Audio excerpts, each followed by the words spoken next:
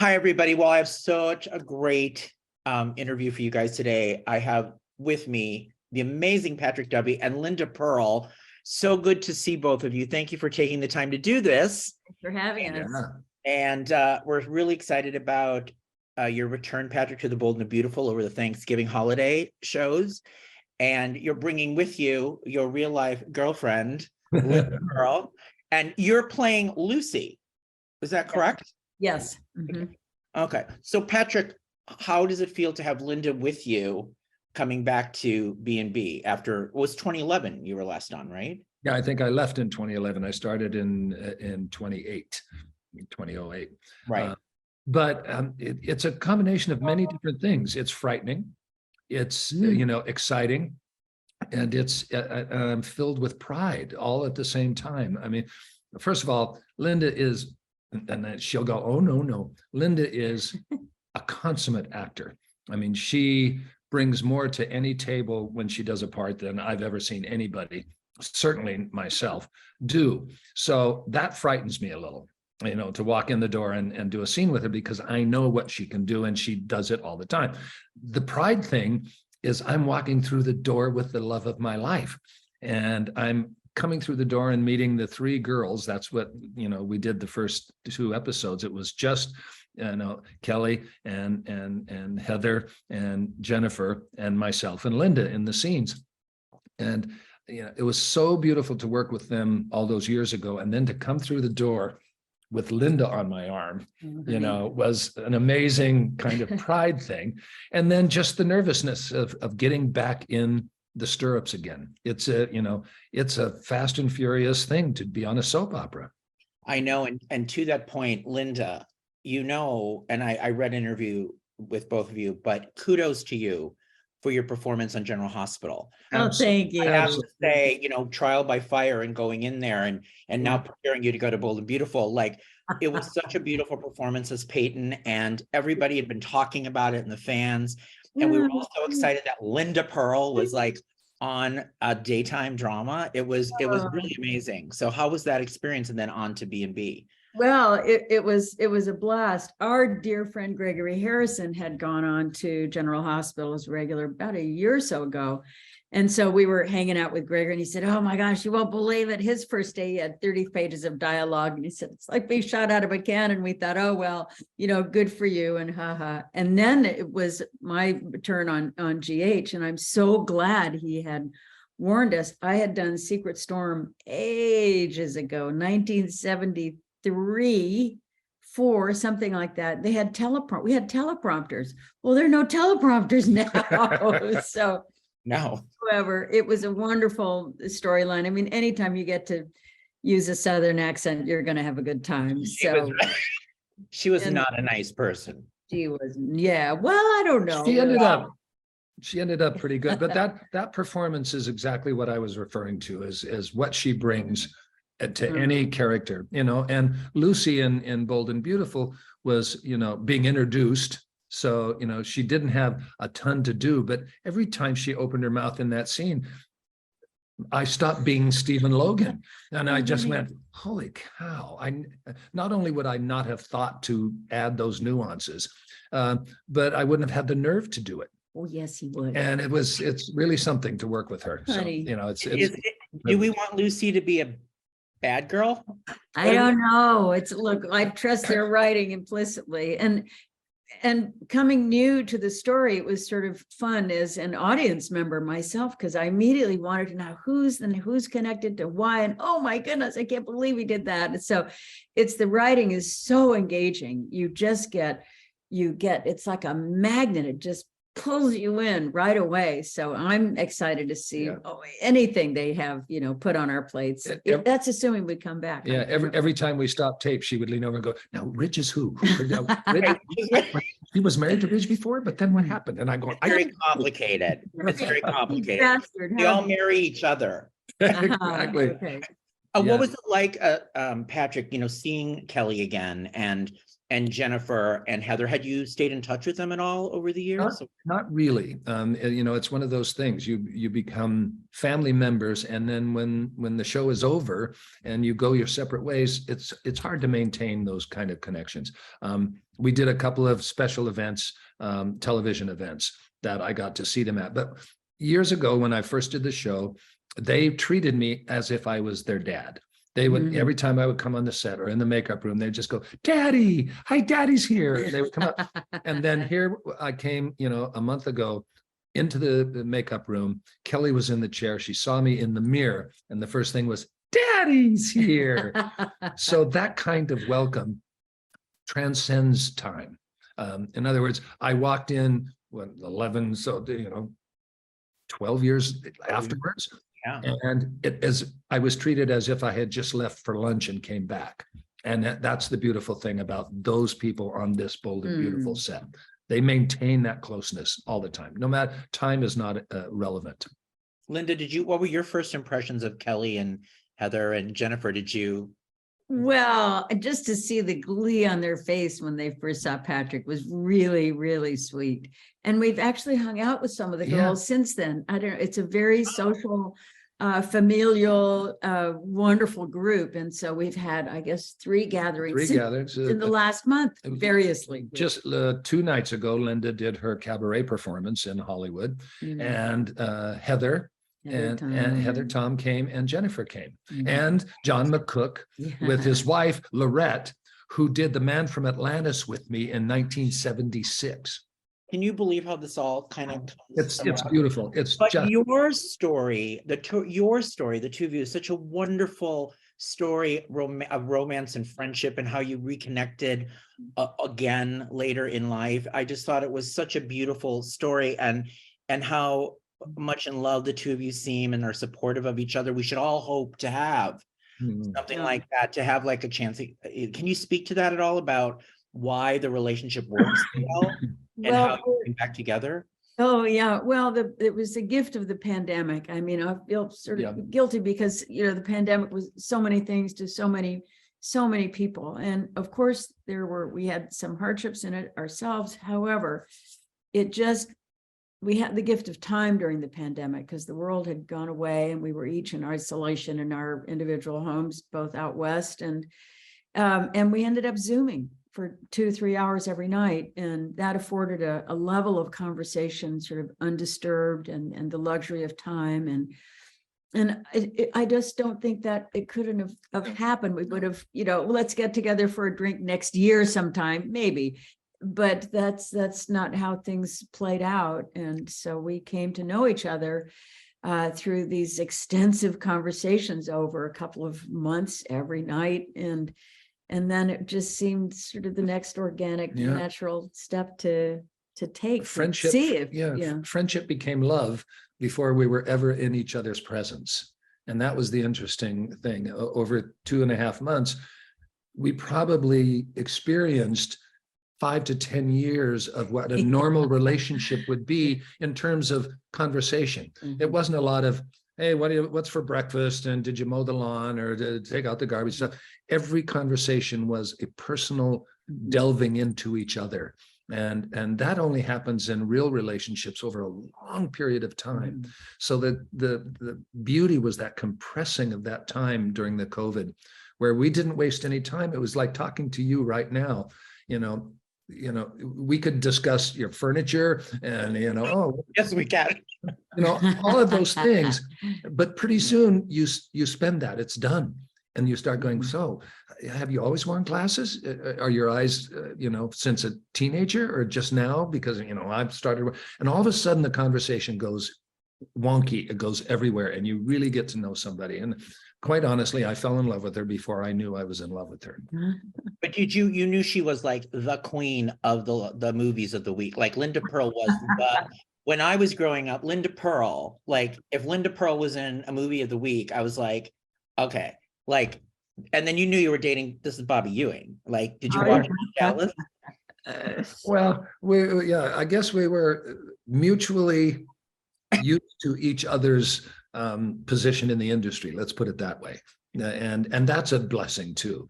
We weren't in competition with one another. We had amazing careers. We were ready for anything. We just wanted to do it together. Also, I mean, as in those conversations, just the overlaps of friends that we had in common that we had both worked with, and the fact that we were both in LA during that era and sort of riding that wave in that community was a lot of common ground for us too. Mm-hmm. There was no translation that was needed. In fact, tonight we're going to go see a dear friend of ours who's in To Kill a Mockingbird, Richard Thomas. Also from that era, Wasn't that the whole thing in a play 20 years ago with Richard Thomas in England? Exactly. She came to see Richard and I was in the play with him, and we literally just said, "Oh, hi." And then they went off to dinner. That was it. I didn't see her again for 20 more years. Yeah. But and then now you're doing Duffy's Dough together. So now, which I know you're busy on the computer. No. So what is going on with it? Is this I saw the website. I know that we can get the different kind of dough, and this is great for the holidays. Right. Yeah. So how did it come about that you decided to? It's been in Patrick's family for 72 years. His mother was gifted a starter in Alaska, we think, handed down from the gold mining era. So it's very, very, very hearty. We dehydrate it, and you can buy just the starter with the recipe book, or you can buy the full kit that has the apron and the pot holder and all the rolling pin and the measuring cups. But it's a dehydrated sourdough starter, so you can initiate your own starter, and then from there you can make pancakes or cinnamon rolls or dinner rolls or pumpkin bread or all kinds of croutons, whatever you want. And it started with me just one afternoon saying, this could be a business, and then I stopped thinking about it, but she didn't stop thinking about it. And the next thing I knew, we were starting a business, and she's run with it. She's done all of the organization. She's done everything you can imagine, even designing the logos and everything. Yeah. And as all I do is make starter. Linda, are you the brains of the operation? Oh yeah, brains is not. No, we have a group of very smart friends. Yes. And we go to them a lot and say, I don't know what I'm doing, help, and they help us. So we're following. We follow directions. But you're right. She is the brains in that. It's her learning curve, and everything that gets taught to us really lands on Linda, because it's not that part of my brain that works well. So those kind of things are really something that she can run with and apply her abilities. We had our plan was we launched in September, and we had 200 kits, and we hoped we'd be able to sell them by Christmas. And if not, then you and everyone else would be getting Christmas presents. But they sold out in less than 24 hours. It was sort of, yay. Oh no, because now what? So since that time, we've had 1,500 pounds of flour, 800 pounds of sugar, 3,200 kitchen implements, Lord knows what else delivered so that we can pack these next 800 cases. So to get them under the tree, we know for the holiday. We know our FedEx driver by his first name. Oh yeah, you make friends with the FedEx driver. Yes. You bet. Yeah. So Patrick, everybody always talks about, it's still the iconic thing, the dream season and Bobby revealing himself in the shower. Right. And I think there was like 300 million. There was a huge millions of viewers that tuned in when Bobby died. Right. In like 85 and then came back with that thing. Do you still get that as the most buzzworthy talked about thing in your career? Yes, I'm grateful for that. It's an amazing thing. I have so many friends. We both have so many friends who are great actors, who are talented, and every once in a while they'll get a job on a series, and the series will last a year, 2 years, maybe even 5 years. For me to be able to have that iconic moment embedded into my career is a once in a lifetime for any actor. And we've had on that show several of those moments, the Who Shot JR and Bobby coming back, Bobby dying first, which was huge, and then coming back, and the dream season was another huge thing. So it's an amazing journey for an actor to have those things. And the other great thing is I have a theme song, and everybody sings my theme song. You know, when we get off the stage in London, when we were on tour, people would be there for the Bobby thing. They would sing the theme song, and it was like Amazing. Amazing. And so was it sad for you to leave Dallas in the TNT version? Was it sad to put it all behind you? Yes, and then obviously new things would come from it, but right. It was a surprise. As a matter of fact, last 2 nights ago, Cynthia Sidra, who was the producer and the creator of the new Dallas, was at Linda's cabaret show. So we, had long conversations with new people at the table. And that was the very subject that came up, that there was a lot left to do on the new Dallas, that the regime change at TNT changed TNT permanently, and not to the good, in my opinion. So the regime changed. We lost our cheerleader, Michael Wright. And with that, left a cancellation note on our doorstep. I was shopping literally to get stuff to go back to Dallas when Cynthia called me on the phone and said, "We've been canceled." And I just started putting stuff back on the shelf. I said, So is there still something more you would have liked to have done with the character?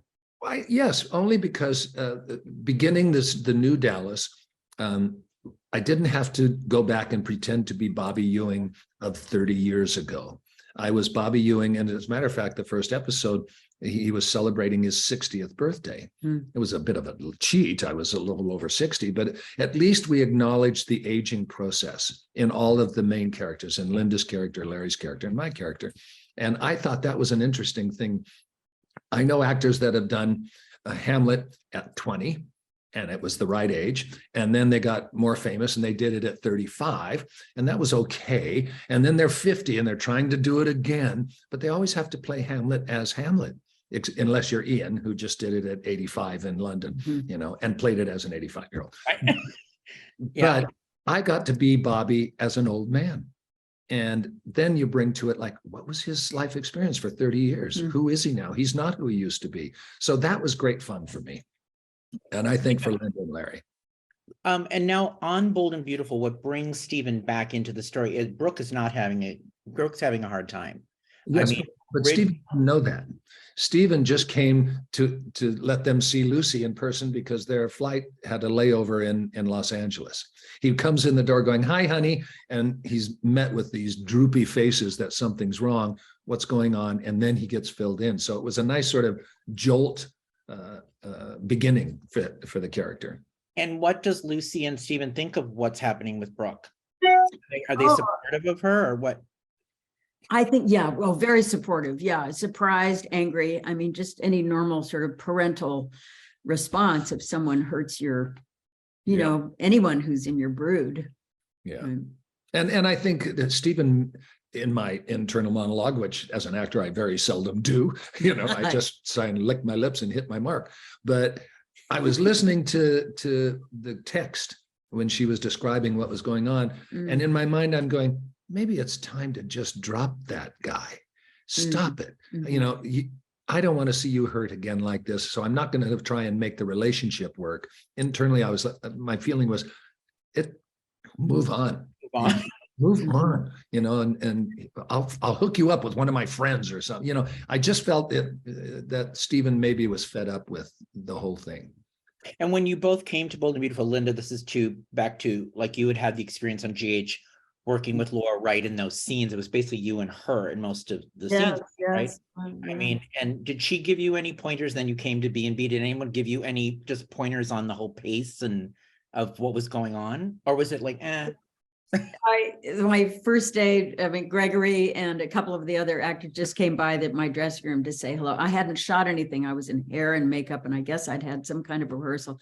They came to my dressing room to say, have a good time. And of course, my eyeballs were like this, and they got, oh, I remember that day when we had our initiation. So because I'd had the little initiation with General Hospital, it was much easier for me to then jump into Bold and Beautiful. But I have to say, of both sets, I think at the pace at which they work, the amount of work that they have to do, they're in different ways, but they're both fantastic sets. Just this really lovely stew coming together of actors and writers and crew, and everyone's really working on the same team. And that's just a beautiful atmosphere in both cases to step into.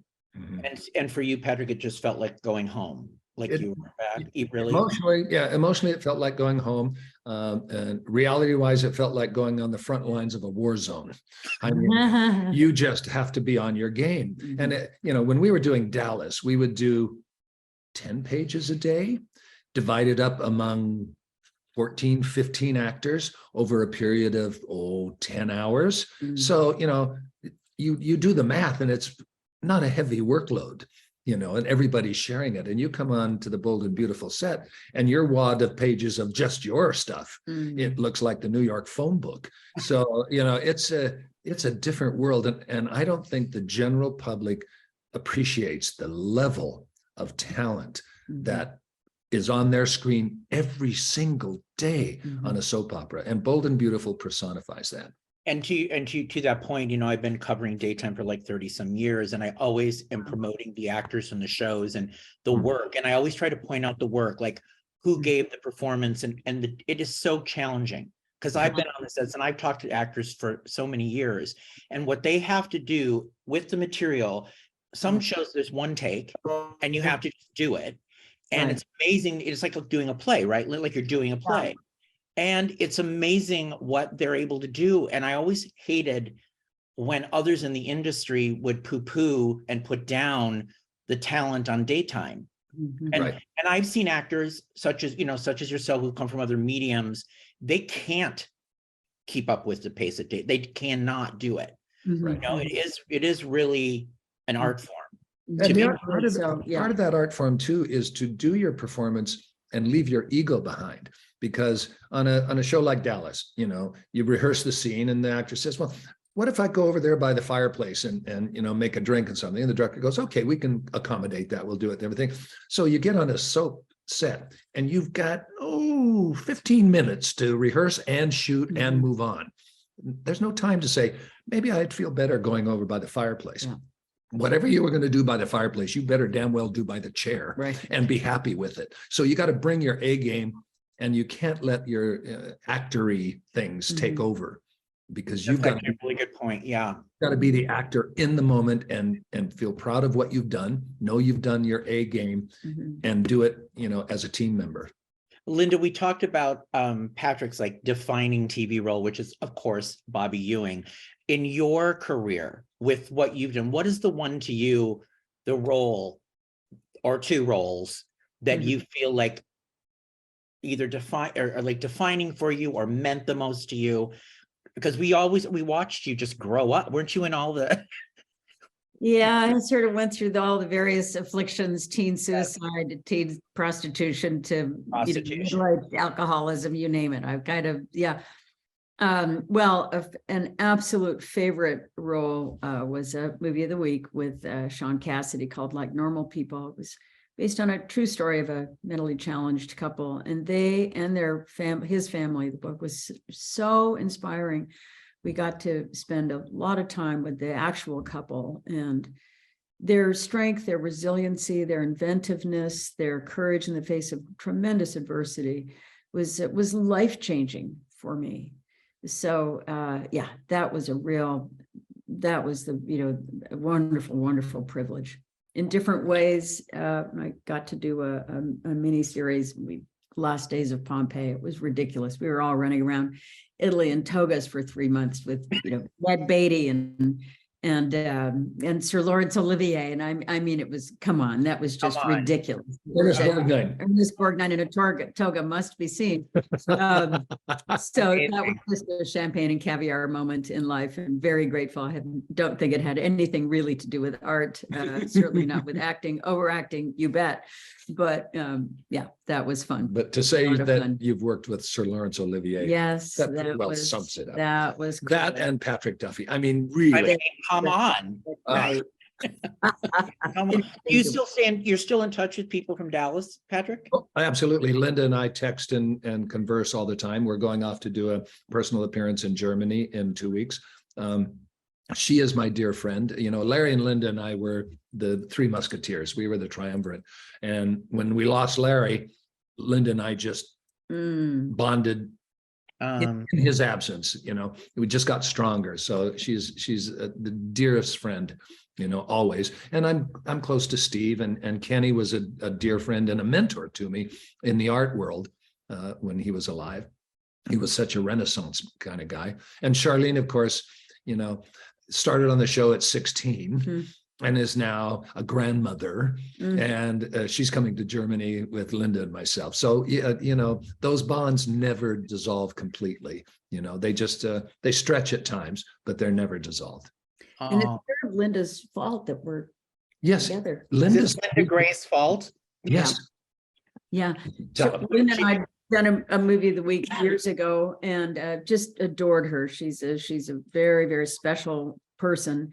And so Fade Out, Fade In, this was 3 and a bit years ago. We were at some, you know, convention event, and someone said, "Oh, Linda Gray is across the room there." So I scampered across, hoping to see Linda.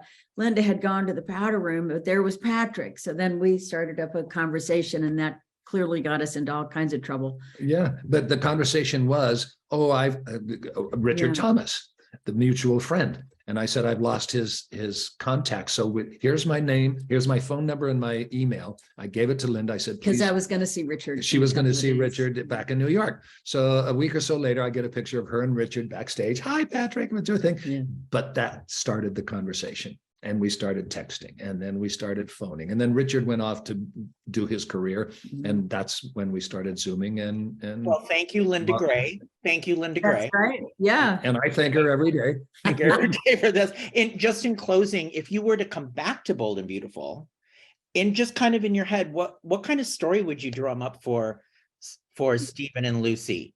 I don't know. First. No, I don't know. Well, because of the kind of show that it is, and we talked about how many times Brooke has been in and out of love and marriage with Ridge.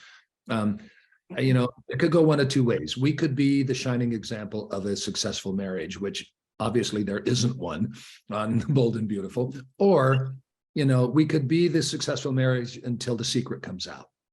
And what the secret would have to be Lucy, because we've established who Stephen is. So, you know, she could be a double agent. You know, she could be double agent. She could be courting Stephen, getting him tied up in something, and for a nefarious reason. You know, it could go any way that we want to, but it would be fun to do. Okay, Linda, what's your story? Oh my gosh. Well, you know, the Southern accent, that ship has sailed. So I don't know. I trust them. They're fantastic storytellers. I trust them with whatever they want to throw our way. And if it can be dramatic, so much the better. Yeah. All right. Well, thank you both so much for taking some time today. And everybody, make sure to watch Patrick and Linda upcoming on the Bold and the Beautiful. Have a wonderful Thanksgiving holiday. You too. Thank you so much. All right. Take care. Take care. We'll do this again. Do this again. Yes. Okay. Thanks. Bye. Bye.